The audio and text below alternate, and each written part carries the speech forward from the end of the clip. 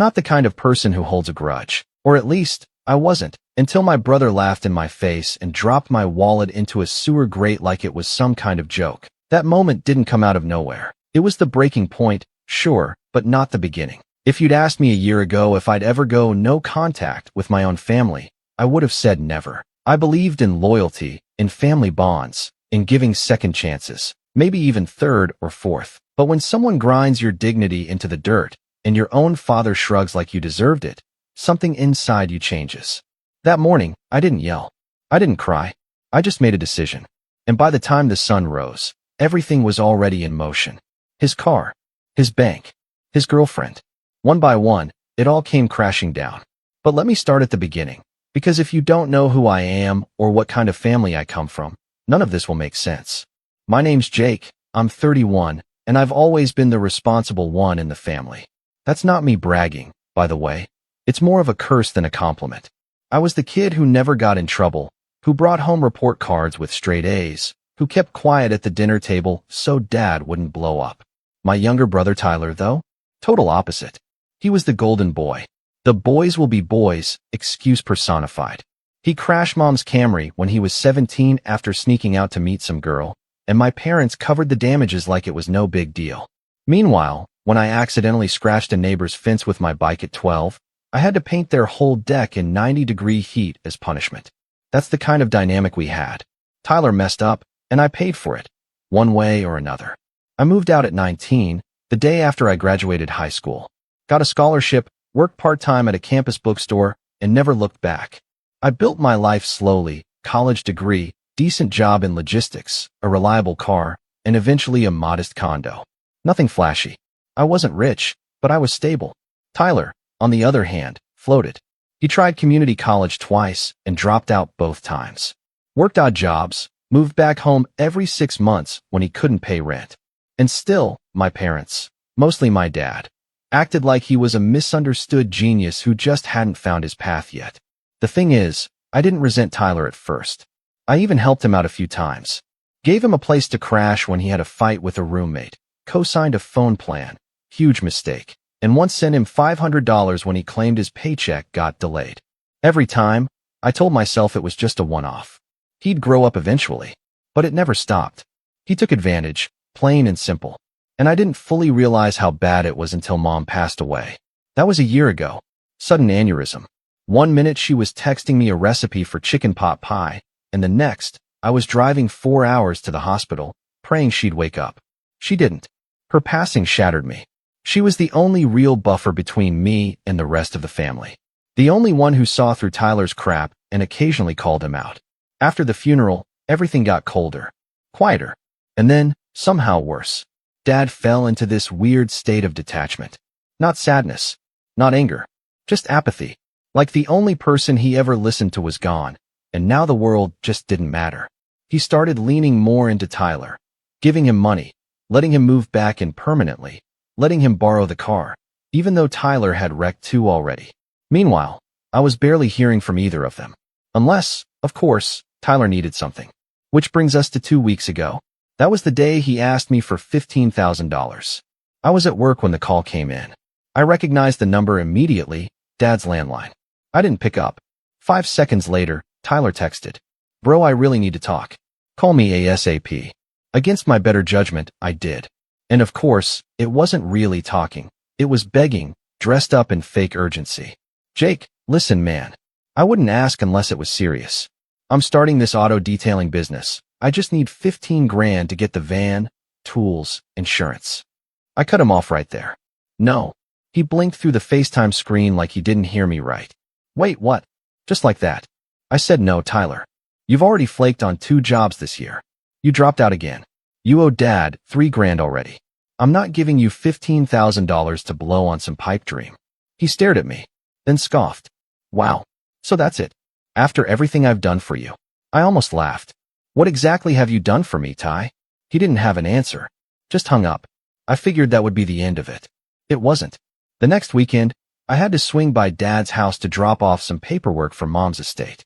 She'd left behind a few loose ends, accounts that needed closing, stuff with her insurance. Tyler was outside when I pulled in, leaning against the hood of Dad's car, arms crossed like he was waiting for me. I debated just backing out and coming another day, but I knew that would only prolong the drama. As I stepped out of the car, I made sure my wallet was zipped up tight in my jacket. I always kept cash on hand, old habit from when I used to deliver for DoorDash part-time. And that week I'd just hit the ATM to grab rent money for a friend I was helping out. Stupid, I know. I shouldn't have had that much on me. But I did. Tyler walked up as I headed to the door. "Hey," he said, in that fake chummy voice he used when he wanted something. I didn't stop. Not in the mood, Ty. He followed me up the porch. "Look, I know we had words, but I was serious about the business. I got a guy who's willing to sell his whole kit for cheap, but I gotta move fast." I turned, exasperated. "You're still going on about that?" I said no. End of story. He grinned, this smug little smirk that made my skin crawl. "You always think you're better than me, don't you?" "No," I said. "I just think I'm not dumb enough to loan 15 grand to a guy who thinks kit is a business plan." He didn't take it well. His jaw tensed. His eyes flicked down to my jacket pocket. I felt something shift in the air. He shrugged and turned away, muttering something under his breath, and I figured he was done. 10 minutes later, after I'd handed off the papers to Dad, who barely looked up from his recliner, I stepped back out onto the porch. My jacket felt lighter. I checked the pocket. Empty. "Tyler," I shouted, turning toward the driveway. He was already walking down the sidewalk with his phone in hand, not even trying to look innocent. "Where's my wallet?" He turned slowly, like it was a joke. "Oh, that thing. What did you do?" He pointed toward the curb, where the storm drain gaped open like a metal mouth. "Whoops," he said, grinning. "Must have slipped." I walked over in disbelief, peered down, and yeah, there it was. Lodged between two rusted grates, barely visible, my leather wallet. The one I'd had for 6 years. The one that had over 2 grand in it. "You psycho," I said, barely keeping my voice level. "That's my rent. That's someone else's rent. That's my license, my cards, everything." He just shrugged. "You should have been more careful with it." I looked back at Dad through the screen door. He hadn't moved. "You saw that, right? You're gonna say something." Dad didn't even blink. "You shouldn't carry that much cash anyway." That's when something inside me snapped. But I didn't scream. I didn't curse. I didn't fight. I just went home. Sat in my car for 20 minutes with my fingers clenched around the wheel. My knuckles turned white. My throat was tight. But I didn't cry. I just started thinking. And by the time I walked into my apartment, I already knew what I was going to do. The best revenge doesn't happen in the heat of the moment. It happens when you let the fire simmer. And mine was just getting started. I didn't sleep that night. Not a wink. I just lay there staring at the ceiling while a slow, cold wave settled over me. The kind of stillness that only shows up when you finally stop pretending someone's going to change. I wasn't just angry about the wallet or the money. It was the look in Tyler's eyes when he did it. The smugness, like he knew I wouldn't do anything about it. Like he thought he could get away with it again. But what haunted me more than anything was Dad's face. The blank expression.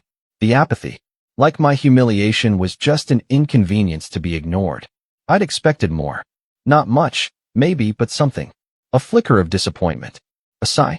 Anything to show he still remembered which one of us had been the adult all these years. Instead, I got silence. That night was when something finally snapped. I wasn't going to be the good son anymore. The quiet one. The peacemaker.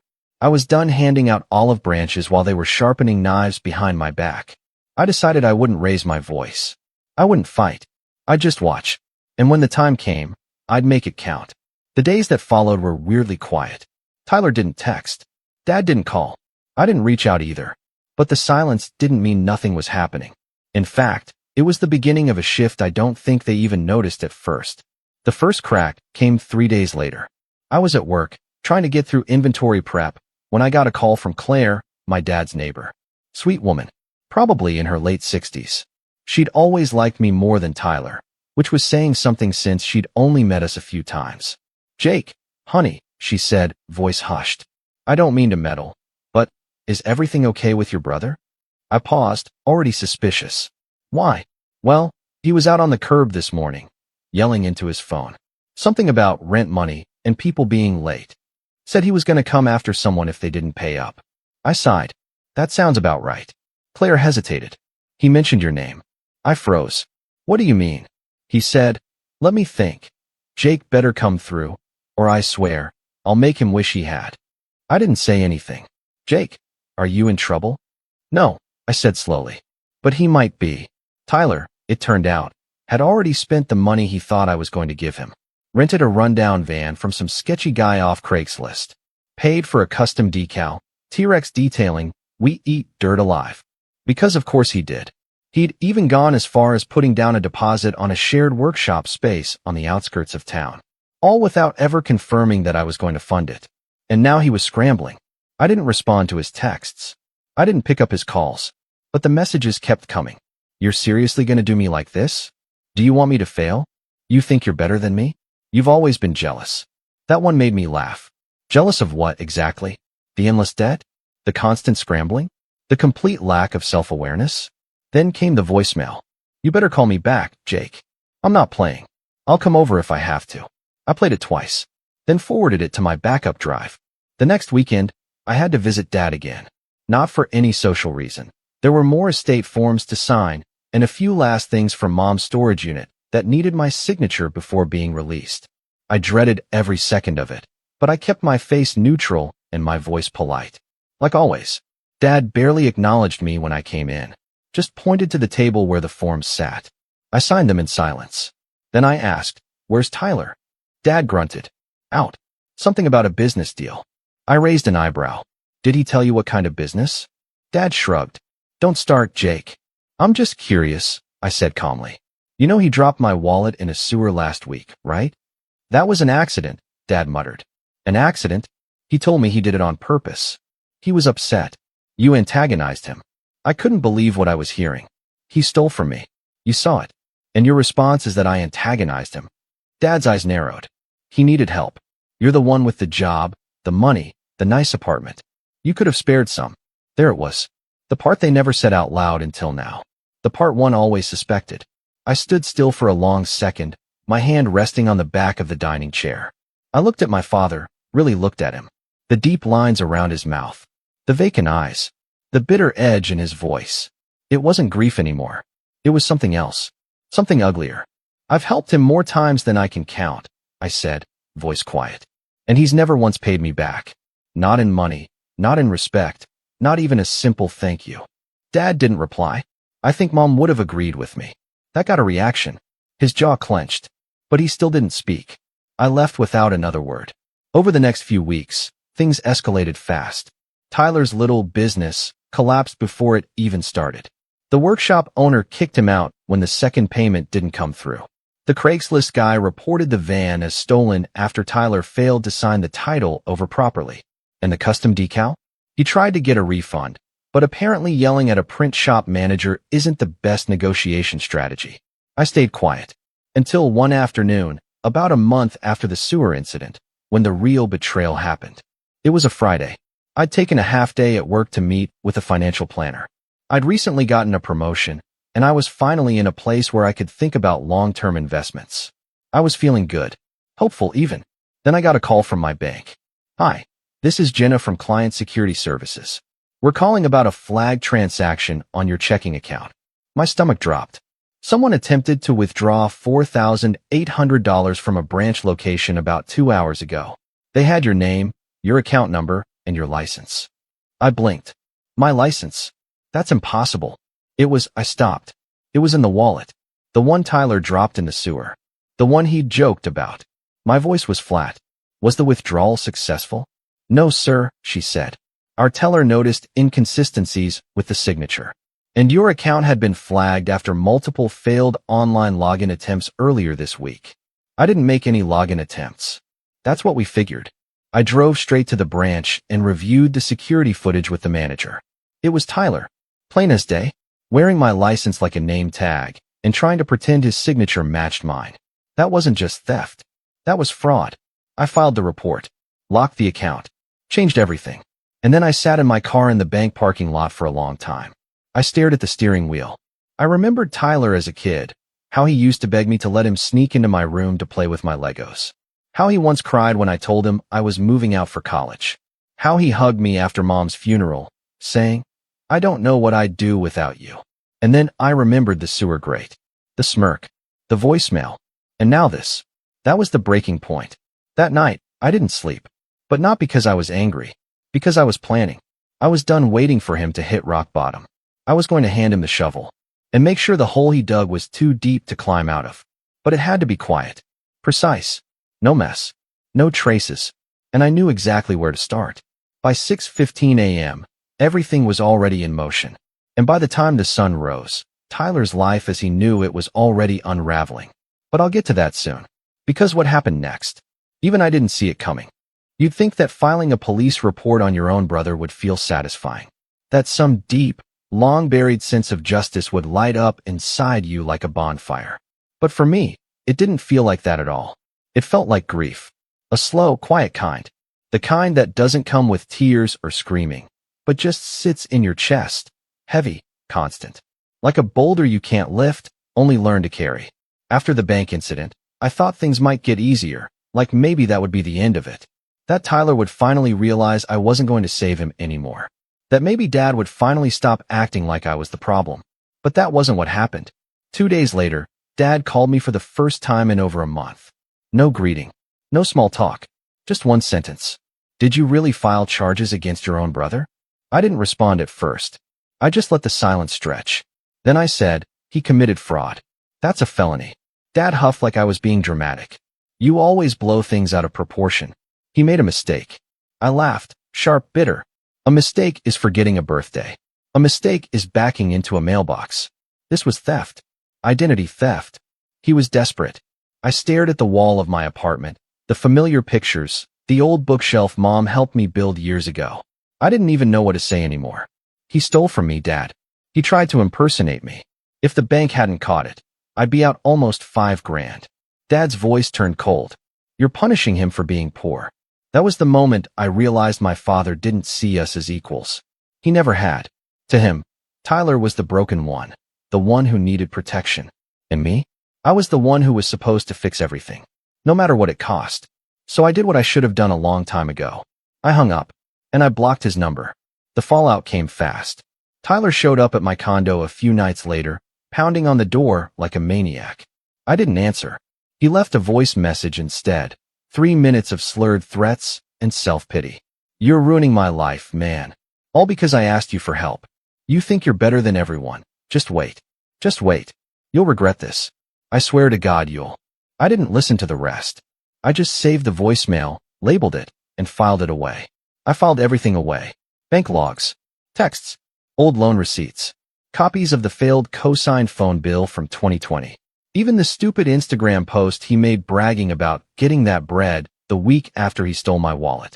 I wasn't just protecting myself anymore. I was documenting, preparing. But while I was bracing for war, life didn't pause for me. The stress leaked into everything. I started waking up at 3 a.m. with chest tightness. I was late on 2 work projects. My manager, who had always liked me, pulled me aside one day and said gently, "Hey, I don't know what's going on, but I can tell you're not okay. Take a few days. Get your head right." So I did. I took 3 days off and stayed inside. No phone, no TV, just silence and coffee and a spiral notebook I found buried in my junk drawer. And I wrote. Not a novel, not a plan, just thoughts, memories, anger, regret, things I never said to Tyler, things I wanted to say to Dad, things I wished I'd told Mom before she passed, things I never even admitted to myself. It all poured out, page after page. I must have filled that notebook halfway by the time I came up for air. That was the moment I started to rise. Not in some dramatic, cinematic way, but quietly, privately. For the first time in years, I wasn't fixing someone else's mess. I was cleaning my own house, inside and out. I started going to the gym again. Not because I wanted abs, but because I needed somewhere to put all that tension. The ache, the fury. I lifted weights like they'd personally wronged me. I finally reconnected with old friends. People I'd pulled away from out of shame or exhaustion. One of them, Evan, had just started a new tech startup, and after a few hangouts, he asked if I'd consider consulting on their logistics system. It wasn't a full-time job, just a side gig, but it paid well and gave me something new to focus on. A spark. I reworked my finances, too. Opened new accounts. Invested more aggressively. Started planning for the future again. And the biggest change? I started therapy. Just once a week at first. I didn't expect much from it, honestly. But sitting across from someone who listened without judgment, who asked me questions no one in my family ever had. It was like someone had finally pulled a splinter from my brain I didn't even know was there. "Why do you think you kept helping him?" my therapist, Grace, asked one day. I paused, then said, "Because if I didn't, no one would." She nodded. "And what made you believe that was your responsibility?" That one sat with me for a long time. The truth is, I'd built my whole identity around being the reliable one, the fixer, the helper. I thought that was love. I thought that was what family meant. But it wasn't love. It was fear. Fear that if I stopped being useful, I'd stop being loved. And when Mom died, I stopped being useful. So they stopped trying. That realization hurt more than anything Tyler ever did. But it also freed me. Once I saw it clearly, I stopped carrying their weight. I stopped measuring my worth by their standards. And little by little, I started living for me. I built new routines. I made space for joy again. I cooked actual meals. I took walks. I bought myself a nice watch. Nothing fancy, just something that made me feel like I was allowed to own nice things. Then, about 6 weeks after the fraud attempt, I got the call. It was from Detective Morgan, the officer assigned to the case. "We've got a bit of an update for you," he said. I braced myself. "Your brother just got picked up for trying to use another fake ID at a car rental kiosk. Apparently, he was trying to book a car in your name again. But the flag on your license popped up in the system. When they ran his info, the fraud charge came up." I was quiet. "So what now?" "Well, we'll be pressing charges. But it's up to you how far you want to take it." I didn't answer right away. That night, I sat on my balcony with a beer and stared out at the city lights. I thought about Tyler sitting in a holding cell, probably blaming everyone but himself. I thought about Dad, too, wondering if he was angry or if he even cared. And then I thought about the day I found out Mom had died. How Tyler had been the one to call me. How he was sobbing, genuinely sobbing. "I can't do this without her," he'd said.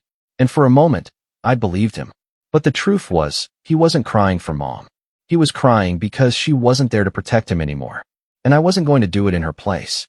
I called Detective Morgan back the next morning. "I want to proceed," I said. "Understood," he replied. "We'll keep you updated." Things moved quickly after that. Tyler was released on bond, but a court date was set. I didn't attend the hearing in person, just submitted my evidence and statements. The bank records, the voicemail, the footage. My lawyer said it was airtight. And it was. Tyler pled guilty to attempted fraud and received 6 months probation and mandatory counseling. No jail time. Partly because it was his first formal offense, but the charge would stay on his record. Dad didn't call me once. Not to yell. Not to defend him. Not even to ask why. That silence. That was the real sentence. And still, somehow, it didn't hurt anymore. Because by then, I wasn't standing in their shadow anymore. I was standing on my own. A few months later, I got promoted again. This time to Regional Logistics Coordinator. Better pay. Better hours. I moved into a new apartment. One with a balcony that overlooked the river. I furnished it with care. Bought plants. A decent espresso machine. Even framed some of my old notebook pages. Not because they were deep or poetic. Most of them were angry scribbles. But because they reminded me where I'd been. What I'd survived. And what I'd built without anyone's help. One morning, I checked my mail and found a letter with no return address. Just my name. Inside was a single piece of paper, torn from a notebook. No greeting. No apology. Just 4 words. "You never loved me." There was no signature, but I didn't need one. I folded the paper once, slid it back into the envelope, and dropped it in the trash. Because the truth was, he was right. I tried. God, I tried. For years, I tried. But love without respect? That's not love. That's a leash. And I wasn't wearing it anymore. But if you think that's where it ends, you'd be wrong. Because Tyler wasn't done. Not yet. The next blow came when I least expected it. And it wasn't just about me. It was about someone I actually cared about. And this time, he went too far. Way too far. When Tyler crossed the line from being a toxic brother to a criminal liability, something inside me shifted permanently. The days of playing the reluctant adult in a broken family drama were over. He didn't just betray me financially. He tried to steal my identity, my security, my peace of mind. And now, with him finally convicted of attempted fraud, I should have felt like the worst was behind me. But Tyler never knew when to stop. 3 months after his sentencing, just when life was settling back into something resembling normal, I got a call from someone I hadn't heard from in years. "Jake." Her voice was soft, familiar. Ella. Ella was an ex. The kind of ex you don't talk about often because it still aches, even years later. We dated for almost 2 years, back when I was in my mid-20s. She'd been everything I wasn't, spontaneous, artistic, full of life. We broke up because she wanted to move out west to pursue photography full-time, and I was too buried in work and family drama to follow her. We parted on good terms, but we hadn't spoken since. I wasn't sure if I should call, she said. But I thought you'd want to know. Know what? She hesitated. Tyler messaged me. I felt my stomach drop. What? He found my photography page and sent me a long message. Said you were spreading lies about him. That you ruined his life and sabotaged his future. He said you were dangerous. I had to sit down. I blocked him, she continued. But he sent another message through a different account. He even mentioned stuff only someone close to you would know. Stuff from back when we were together. Why would he come after you? She exhaled. I think he's trying to get to you through me. And just like that, the final straw wasn't just planted. It was driven into the ground like a flag. Tyler wasn't just self-destructing anymore. He was actively trying to drag me down with him. Even from the outside, even with probation hanging over his head, he wanted to remind me he could still reach in and poison something I cared about. He wasn't going to stop, unless I made him. Not just through legal consequences. Not just through blocking and ignoring. I needed to dismantle the world he operated in. The little ecosystem of pity and favoritism that had allowed him to float through life untouched. And I knew exactly where to start. Dad, the man who always turned a blind eye, who funded Tyler's failures and called it support, who justified every betrayal as a misunderstanding.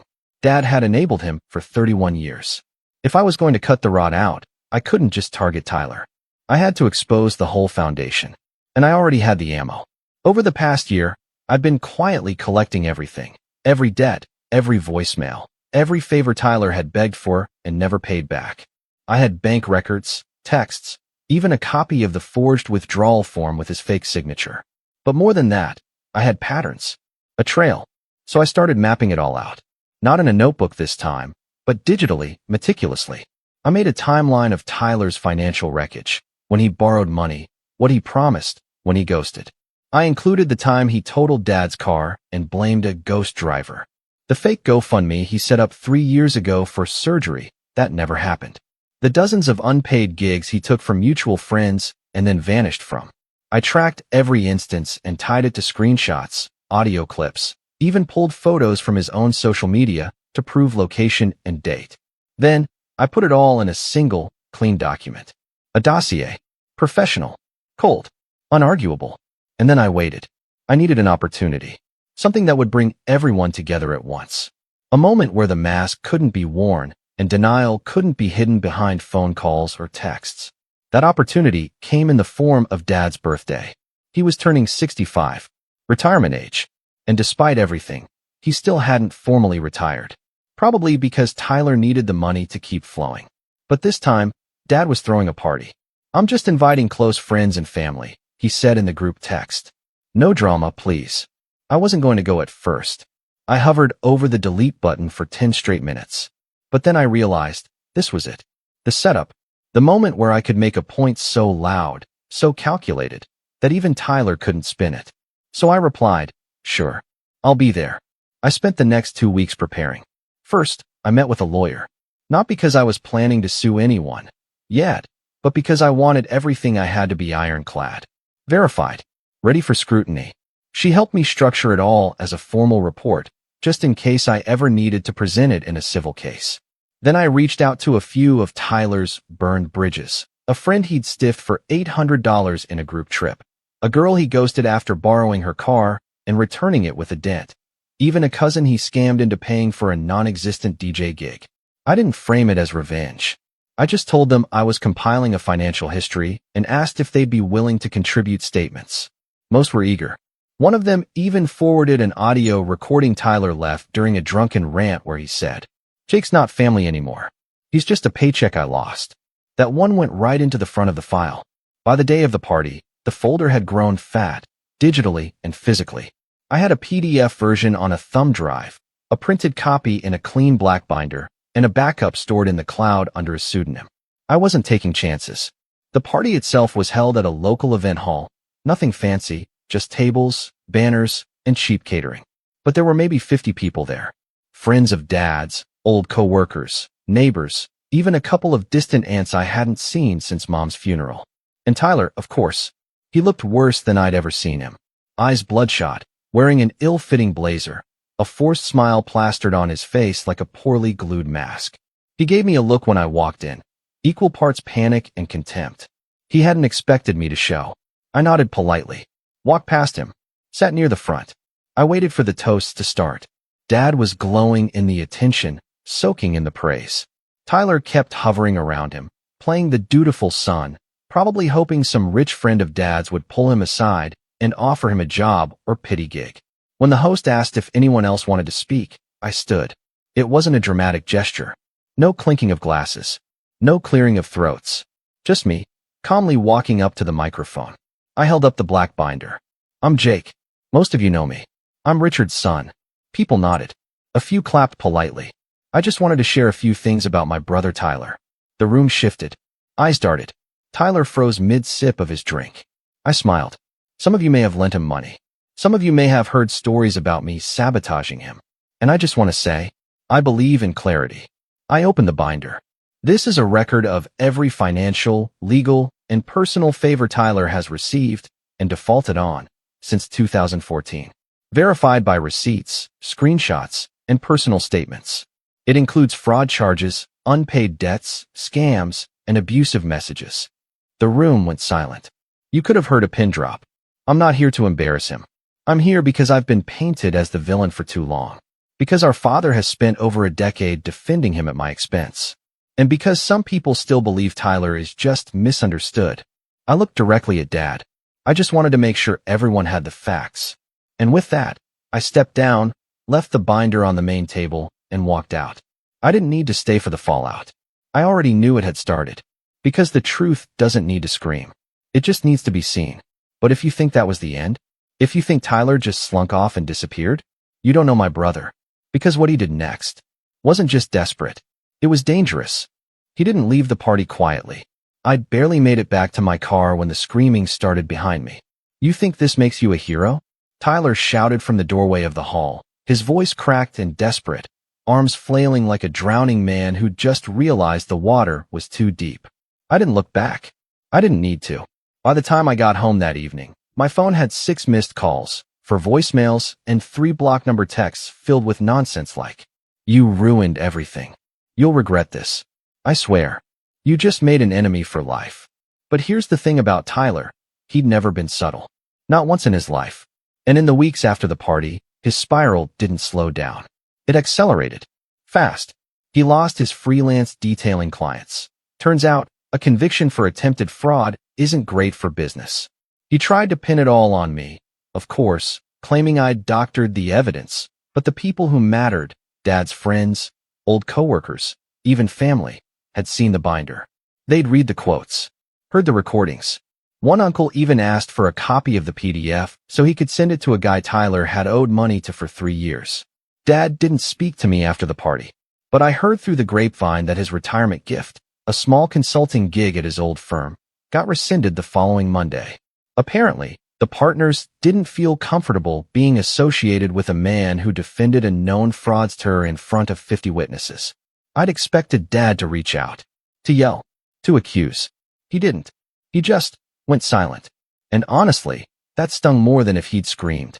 But it also confirmed everything I needed to know. I wasn't his son. Not really. I was his scapegoat. And now that I wasn't willing to wear the blame anymore, I was nothing to him. Fine. I could live with that. But Tyler couldn't. He wasn't just embarrassed. He was enraged. So he did the one thing I wasn't expecting. He tried to get revenge. Messy, desperate revenge. At first, it was small stuff, petty sabotage attempts. Someone keyed my car one night while I was parked outside the gym. A fake Yelp review popped up on the startup I consulted for, claiming I was stealing client data. The IP address, traced to a public Wi-Fi hub 1 block from Dad's house. I didn't flinch. I just documented it. Every email, every message, every fake review.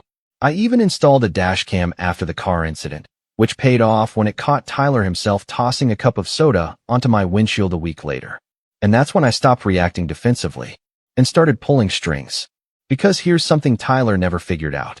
While he was torching bridges and begging for bailouts, I'd been building quiet relationships with people who knew how the system worked. And now, I had names, emails, leverage. It started with the probation officer. I sent a formal complaint with the timestamped dashcam video and a signed affidavit outlining the ongoing harassment, the voicemail threats, the IP address links, everything. The officer responded professionally, but firmly. Thank you for your detailed documentation. We will be reviewing this case for potential probation violation. Then I contacted the county detective from the original fraud charge. He remembered me, and he didn't like repeat offenders, especially ones who used identity theft twice.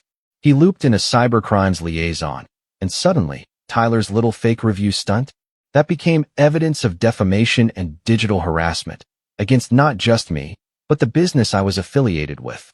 That's when it stopped being just a sibling squabble. It became a legal pattern, a real case. Within a week, Tyler was back in front of a judge.